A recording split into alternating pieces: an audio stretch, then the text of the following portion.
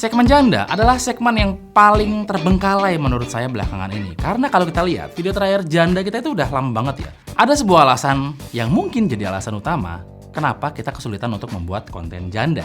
Yaitu, sejak diberlakukannya peraturan IMEI, di mana untuk HP-HP yang tidak terdaftar tidak bisa mendapatkan sinyal. Dan dengan alasan itu pula, kita sulit untuk mendapatkan HP-HP yang akan kita jadikan bahan untuk video janda. Lalu, saya berpikir, sebenarnya segmen janda itu nggak harus melulu soal HP kan? Bisa juga kita bahas soal gadget-gadget lain gitu, tapi tetap dengan mengusung konsep jadul dan menggoda. Untuk merealisasikan itu, saya mulai di episode ini dengan membahas sebuah gadget yang menurut saya cukup jadul, tapi masih sangat menggoda ya. Tapi saya tidak akan membuat video ini seperti review pada umumnya, tapi saya lebih memilih untuk membuat 5 alasan kenapa harus beli DJI Osmo Action generasi pertama.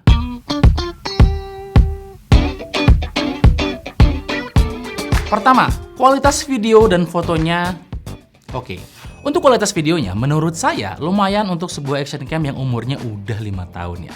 Maksimal resolusi yang bisa ditangkap kamera ini adalah 4K di 60 fps.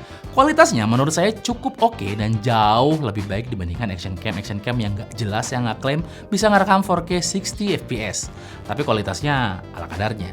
Kita juga bisa merekam video HDR di kamera ini, hanya saja resolusinya mentok di 4K 30p dan di mode HDR. Dan di mode HDR, stabilizernya mati. DJI punya teknologi stabilizer bernama Rocksteady, dan stabilizer ini tidak berjalan di mode HDR, tapi di mode tanpa HDR, stabilizernya berjalan dengan sangat baik, dengan kompensasi gerakan yang sangat bagus menurut saya. Selain bisa merekam video, action cam ini juga bisa menangkap foto, walaupun menurut saya agak aneh aja gitu nangkap foto pakai action cam. Resolusi kameranya cuma 12 megapiksel, tapi ternyata kualitas fotonya juga lumayan menurut saya loh. Dan perlu kalian tahu, ukuran sensornya nggak begitu besar ya, bikin performa low lightnya juga kerasa kurang bagus. Dan kamera ini nggak punya autofocus, jadi benar-benar ngandelin aperture kecil untuk dapetin titik fokus sebanyak-banyaknya. Ukuran sensornya sendiri hanya 1/2,3 inch berjenis CMOS dengan bukaan maksimal di f2.8. Bukan spesifikasi kamera yang terbaik, tapi bisa dibilang paling canggih pada saat itu. Kedua, desainnya kecil dan enak buat digenggam. Action cam ini pertama kali diluncurkan tahun 2019, di mana saat itu nama GoPro sudah sangat besar dan menjadi pilihan yang paling baik atau paling bagus kalau kalian nyari sebuah action cam. Dan nama besar GoPro nggak bikin DJI takut loh, karena mereka pede dengan produknya. Dan saya akui, untuk pertama kali membuat action cam, DJI menurut saya berhasil loh. Ukuran kamera ini lumayan kecil, lumayan masuk ke genggaman saya gitu. Berat kamera ini cuma 124 gram, yang mana ini enteng banget. Di bagian samping ada sebuah port USB Type-C dan sebuah port micro SD yang tertutup oleh cover tahan air. Action cam ini sudah tahan air tanpa menggunakan casing anti air tambahan seperti action cam zaman dulu ya. Cover lensanya juga bisa dilepas dengan cara diputar kayak gitu. Jadi bisa dengan mudah kita ganti. Misalnya saya mau ganti pakai filter ND gitu. Tinggal diputar aja cover lensanya dan ganti sama filter ND. Filter ND-nya sendiri dipakai kalau kita mau ngerekam video menggunakan konfigurasi manual, supaya cahaya yang masuk nggak terlalu banyak yang bikin si video pada akhirnya mengalami overexposure. Ketiga adalah dual screen. Alasan ketiga kenapa action cam ini masih sangat layak dibeli adalah kualitas layarnya yang menurut saya bagus ya. Kamera ini punya 2 buah layar. Di bagian belakang yang berukuran 2,25 inch sebagai layar utamanya dan layar kecil di bagian depan berukuran 1,4 inch. Kualitas layarnya menurut saya bagus ya. Responsnya oke, gambarnya jernih dan tajam loh. Layar kecil di bagian depan juga menurut saya sangat kepake gitu, terutama kalau mau bikin konten motovlog atau ngevlog gitu, karena kita bisa melihat posisi kita dari layar kecil ini. Alasan keempat adalah baterainya lumayan awet. Alasan keempat kenapa action cam ini masih sangat layak dibeli adalah baterainya yang menurut saya awet. Baterai berukuran 1300 mAh ini bisa merekam dalam resolusi 4K 60p selama lebih dari 1 jam. Dan dalam resolusi Full HD 60p, dia bisa merekam non-stop hingga 2 jam.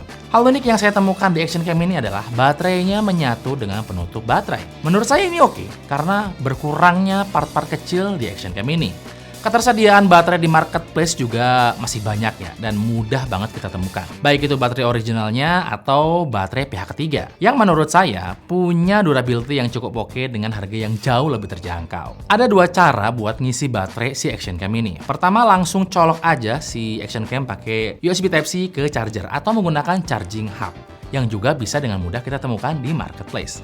Saran saya sih, untuk bikin konten harusnya kita punya 2 spare baterai lebih supaya pada saat proses merekam dan baterainya habis, kita bisa tinggal ganti tanpa harus repot-repot ngecharge dulu.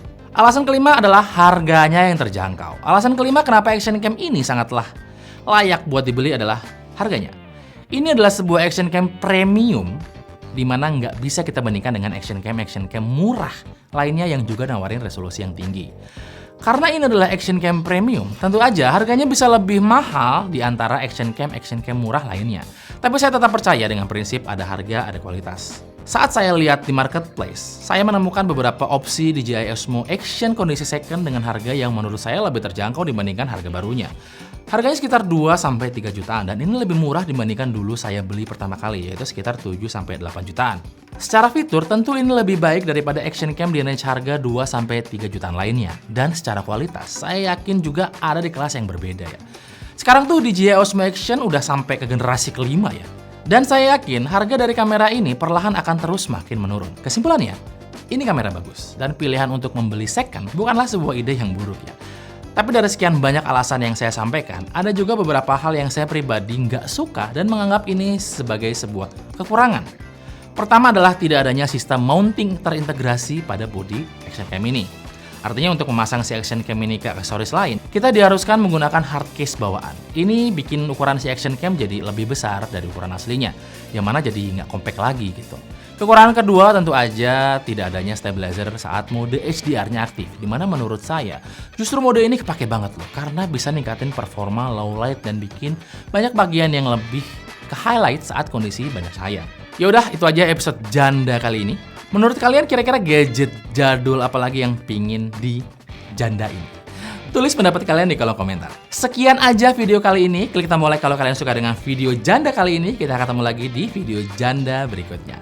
Iron pamit dan adios.